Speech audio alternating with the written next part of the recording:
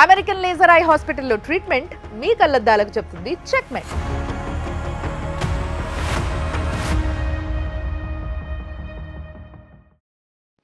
TV ప్రేక్షకులకి నమస్తే.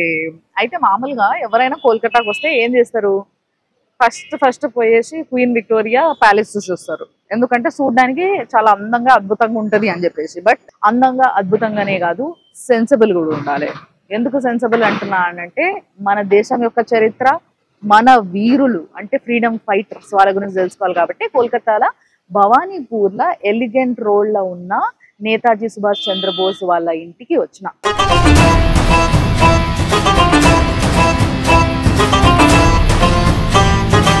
The great freedom fighter. అసలు మొట్టమొదట మన జెండాని బ్రిటిషర్లు పాలిస్తుండగానే మన భారతీయ జెండాని ఎగరేసిన అలాంటి సత్తా ఉన్న మొనగాడే ఈయన నేతాజీ సుభాష్ చంద్రబోస్. సో ఆయన ఇంటికి వచ్చామన్నమాట. వాళ్ళ నాన్న కట్టించిన ఇల్లు అంట ఇది. వాళ్ళ నాన్న పేరు జానకీనాథ్ బోస్. సో ఈ ఇల్లు కట్టింది 1909లో. సో అప్పుడు అంత పాత ఇల్లు ఇప్పుడు కూడా అట్లనే ఉంది. అయితే ఏం చేశారంటే ఇక్కడ గవర్నమెంట్ దాన్ని ఒక మ్యూజియం కింద మార్చిండ్రు. సో అప్పట్లో నేతాజీ ఉన్నప్పుడు వాళ్ళు వాడుకున్న వస్తువులు, కారు ఇలాంటివన్నీ కూడా లోపల ఉన్నాయి. అవి చూడడానికి మనం ఇప్పుడు పోతున్నాం, రండి.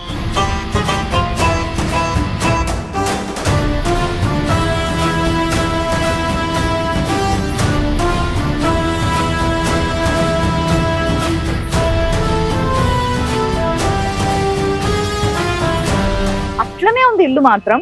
సో వాళ్ళ డాడీది నేమ్ ప్లేట్ బోర్డు ఇది. అంటే బేసిక్ ఏంది, జానకీనాథ్ బోస్ కదా, అందుకే జేఎన్ బోస్ అని వాళ్ళ డాడీ పేరుది నేమ్ ప్లేట్ ఉందన్నమాట. అండ్ జానకీనాథ్ గారు ఆయన ఒక లాయర్గా పనిచేస్తుండే. అప్పటికి బాగా చదువుకున్న వ్యక్తి, లాయర్గా పనిచేస్తుండు. వెల్ సెటిల్డ్ ఫ్యామిలీ నేతాజీ చంద్రబోస్ది. అయితే చంద్రబోస్ యొక్క గొప్పతనం ఏంటంటే అప్పటికి గాంధీ మూమెంట్ నడుస్తుంది. బేసిక్గా గాంధీ నాన్ వైలెన్స్ కదా. బట్ చంద్రబోస్ మాత్రం దానికి కొంచెం ఆపోజిట్ గా, కొంచెం అంటే యువకుడు కదా, కొంచెం ఆ ఉత్సాహం ఉంటుంది. ఆ ఉత్సాహంలో యువకుడిగా ఆయన చెప్పిన మాట ఏంటి అంటే, ఇది మన దేశం, ఎవరి కాలో పట్టుకోవాల్సిన అవసరం లేదు, గల్ల పట్టుకొని అడగాల్సిన సమయం వచ్చింది అని చెప్పి ఒక మిలిటరీ ట్రూప్ ని తయారు చేసిండు ఆయన.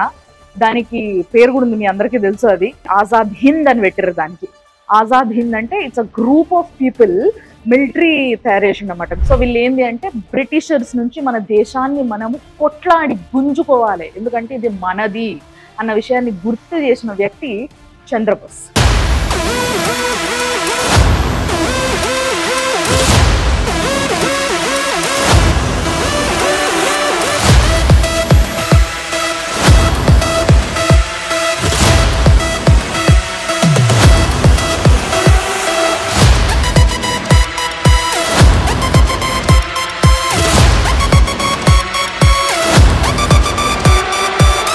ఇక్కడ చంద్రబోస్ వాళ్ళ కార్ ఉంది, అంబాసిడర్ అయితే వింటేజ్ కారా.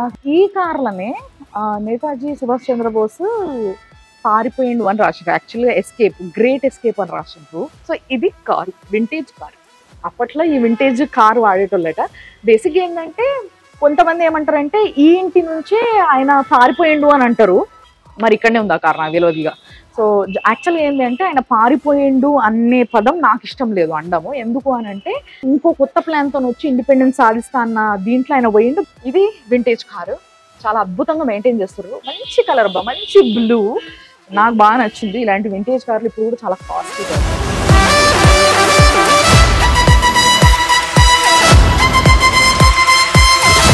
ఈ కార్ గురించి ముచ్చట్లు అన్నీ చెప్పేసిన, బట్ కార్ లవర్స్ కోసం ఒక ముచ్చట చెప్పాలనుకుంటున్నాను. ఏంటి అని అంటే ఈ కార్ యొక్క మోడల్ చెప్తా.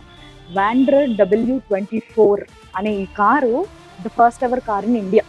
అంటే ఈ బ్రాండ్ నుంచి వచ్చిన ఇలాంటి ఒక వింటేజ్ కార్ ఇదే ఫస్ట్ కార్. అది కూడా చంద్రబోస్ గారి ఇంట్లో వాళ్ళ అన్న శరత్ బోస్ గారు కొన్న కార్, ఆయన తీసుకొచ్చిన కార్ అనమాట ఇది.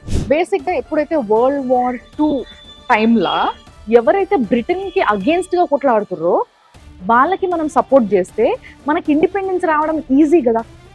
అందుకోసం జపాన్కి పోయి వాళ్ళని కలిసి నేను ఇట్లా మీకు సపోర్ట్ చేస్తా అని చెప్పేసి నేతాజీ సుభాష్ చంద్రబోస్ ఆయనకంటూ ఒక పెద్ద మిలిటరీ గ్రూప్ని తయారు చేసుకొని ఈ వార్లో మనము బ్రిటన్కి అగేన్స్ట్గా కొట్లాడినాం అనమాట.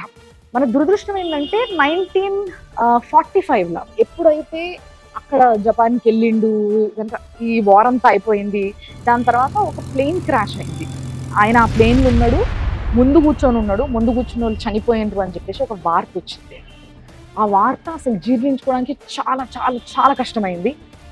బట్ కొంతమంది నమ్మిండ్రు, కొంతమంది కాకుండా చాలామంది ఎవరైతే మనము పోరాడాల్సిందే, మన దేశం కోసం మనం పోరాడాలి, తెచ్చుకోవాలి అని అనుకున్న వాళ్ళు ప్రతి ఒక్కరు కూడా అస్సలంటే అస్సలు నమ్మలేదు నేతాజీ సుభాష్ చంద్రబోస్ చనిపోయిండు అని అంటే.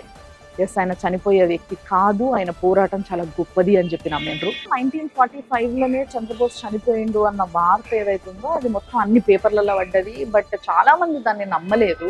అలాంగ్ విత్ ద గాంధీజీ ఆత్మ కూడా ఎక్కడనో చెప్తున్నారంట. ఆయన కూడా కొన్ని సందర్భాలలో అనడం జరిగింది, సుభాష్ చంద్రబోస్ మామూలుడు కాదు, ఆయన ధ్యేయం గొప్పది, ఆయన చనిపోయి ఉంటాడు, ఆయన కంపల్సరీ బతికే ఉండుంటాడు అని చెప్పేసి. దాని తర్వాత ఒక రూమర్ వచ్చింది, అది నిజమా రూమరా అనేది ఇప్పుడు కూడా ఒక $1000 క్వశ్చన్ లెక్కనే మిగిలిపోయింది. ఏంది అని అంటే, ఉత్తరప్రదేశ్లో ఒక బాబా గుమ్నమి అని చెప్పేసి ఒక బాబాజీ ఉంటుండే. మీరు పక్కపక్కకి ఫోటోలు పెట్టి చూస్తే సుభాష్ చంద్రబోస్, ఆ గుమ్నమి బాబా ఇద్దరు కూడా ఒకటిలాగా కనిపించుకోవాలి అన్నట్టు. సో బాబా రూపంలో, అంటే బాబా గెటప్ లా ఆయన తిరుగుతున్నాడు అని చెప్పేసి చాలా మంది ఒక టాక్ తీసుకొచ్చారు. బట్ లేటర్ ఆన్ ఆ బాబా అయోధ్యలో 1985లో చనిపోయాడు. బట్ ఏదేమైనా కానీ ద మెయిన్ ఫ్రీడమ్ ఫైటర్స్లలో వీరుడు లాంటాడు అనమాట. ఏదైనా కూడా ఒక మంచి అగ్రెషన్ తోని డెసిషన్ తీసుకోవడము, ఒక మిలిటరీని తయారు చేయడం, నాట్ స్మాల్ థింగ్.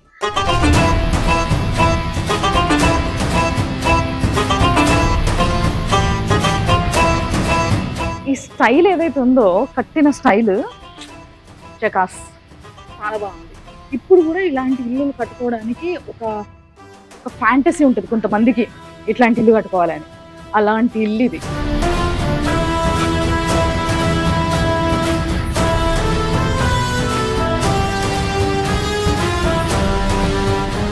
సో పెద్ద పెద్ద దువ్లాలు, 2 floors బిల్డింగ్, ఇంత పెద్ద ఇల్లు, నాట్ అ జోక్.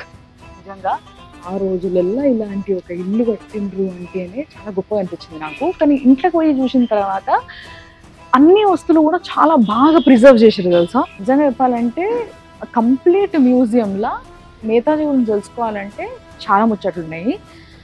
సో ఇక్కడ నా వెనకాల కనిపిస్తున్న విగ్రహం ఉంది కదా, చూసారు కదా, డాక్టర్ శశిర్ కుమార్ బోస్. ఈయన కూడా ఫ్రీడమ్ ఫైటరే. ఈయన 1920లో పుట్టి 2000 వరకు బతుకున్నారు. ఈయన ఎవరు అని అంటే, శరత్ బోస్ గారు ఉన్నారు, అంటే నేతాజీ వాళ్ళ అన్న. సో వాళ్ళ అన్న కొడుకు అనమాట ఈయన. అండ్ లోపల నేతాజీ వైఫ్, అసలు ఎప్పుడు వాళ్ళ వైఫ్ వాళ్ళ పిల్లల ప్రస్తావనే రాదు బేసిక్గా. బట్ నేతాజీ చంద్రబోస్ వాళ్ళ వైఫ్, వాళ్ళ పాప అనితది కూడా ఫోటో ఉంది. ఎంత క్యూట్గా ఉంది తెలుసా పాప నిజంగా. ఎప్పుడైతే ఈ World War II అప్పుడు ఒక డెసిషన్ తీసుకొని ఒక ముందుకు పోదాము అని చెప్పేసి ఒక ట్రూప్ ఆఫ్ పీపుల్ని, ఒక మిలిటరీని తయారు చేసుకున్నప్పుడు ఆయనకి ఒక దండ వేసారు, పూలదండ. ఆ పూలదండను కూడా ప్రిజర్వ్ చేశారు. ఆ పూలు కూడా ఉన్నాయి లోపల ఎండిపోయి. నేను అసలు ఎక్స్పెక్ట్ చేయలే అలాంటిది. అండ్ ఇంకోటి ఏంటంటే, ఈ GOC కాంగ్రెస్ యూనిఫామ్ ఆయన వేసుకునేది ఏదైతుందో అదంతా కూడా ఆ GOC కాంగ్రెస్ యూనిఫామ్ అన్నట్టు అది. సో ఆ యూనిఫామ్ కూడా కంప్లీట్గా నీట్గా ప్రిజర్వ్ చేసి, ఆయన పెట్టుకునే అద్దాలు ఆయనకి ఒక మార్క్ అన్నాడు బేసిక్గా. నేతాజీ చంద్రబోస్ అంటే అద్దాలు అండ్ యూనిఫామ్. ఆ అద్దాలను కూడా చాలా మంచిగా మెయింటైన్ చేస్తారు. అండ్ నేతాజీ గారు జపాన్ ప్రెసిడెంట్తో దిగిన ఫోటోలు, అండ్ మహాత్మా గాంధీతో దిగిన ఫోటోలు, నెహ్రూతో తిరిగినవి, వాళ్ళ బెడ్రూమ్స్ కూడా ఉన్నాయి అక్కడ. నేతాజీ పడుకున్న మంచము, వేసుకున్న చెప్పులు, వాడిన గొడుగు, నీళ్ళది మగ్గు. అప్పట్లో ఈ గిమ్ములు ఉండేటివి కాదు కాబట్టి ఒక స్ట్రాంగ్ స్ప్రింగ్తో ఉన్నవి ఇట్లా ఉన్నాయన్నమాట. సో దట్ వాటితో ఏంది అని అంటే ఇట్లాంటి ఎక్సర్సైజ్ చేయొచ్చు. సో దట్ ఈ ఆర్మ్స్ చాలా గట్టిగా తయారవుతాయి. అంతే కదా, మిలిటరీని తయారు చేసిన వ్యక్తి అని అంటే, దేశం కోసం పోరాడిన వ్యక్తి అని అంటే ఆ మాత్రం స్ట్రాంగ్ ఉండరా. వాళ్ళ అన్నకి రాసిన లెటర్ కూడా ఉంది దాంట్లో. సో వాళ్ళ అన్న కొంత ఇన్ఫర్మేషన్, ఆ లెటర్లో కూడా వాళ్ళు మళ్ళీ దేశం గురించి మాట్లాడుకోవడము. సో ఇవన్నీ కూడా లోపల చాలా నీట్గా అమర్చిండ్రు. అండ్ ఇది ఇప్పటికీ కూడా ఇన్ని సంవత్సరాలకు కూడా ఇంత బాగా మెయింటైన్ చేయడానికి కారణం ఏంటి అని అంటే మినిస్ట్రీ ఆఫ్ కల్చర్.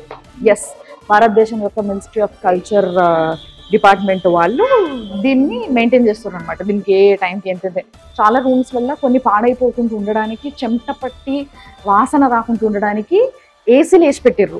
సో తప్పకుండా ఈసారి మీరు అందరూ కూడా ఏం చేయండి అంటే కోల్కతాకి వచ్చినప్పుడు పిల్లల్ని తీసుకొని టు ఎడ్యుకేట్ దెమ్ తప్పకుండా ఇక్కడికి తీసుకురండి. క్వీన్ విక్టోరియాకి తీసుకుపోవడానికన్నా ముందు ఫస్ట్ ఇక్కడ అక్కడ పోవద్దని నేను అంటలేను. ఎవ్రీథింగ్ ఇస్ అ హిస్టరీ, డెఫినెట్గా ప్రతిదీ తెలుసుకోవాలి. కానీ దానికన్నా ముందు ఇక్కడికి వచ్చేసి చూపించండి, ఆయన యొక్క గొప్పతనం చెప్పండి. ఫ్రీడమ్ ఫైటర్స్ని గుర్తించాల్సిన అవసరము తరతరాలుగా ఉంటుంది, ఎప్పటికీ ఉంటుంది. ఎందుకంటే వాళ్ళు లేకపోతే మనం ఎవరం లేము కాబట్టి, సింపుల్. సో అదే అనమాట ఇక్కడ ముచ్చట.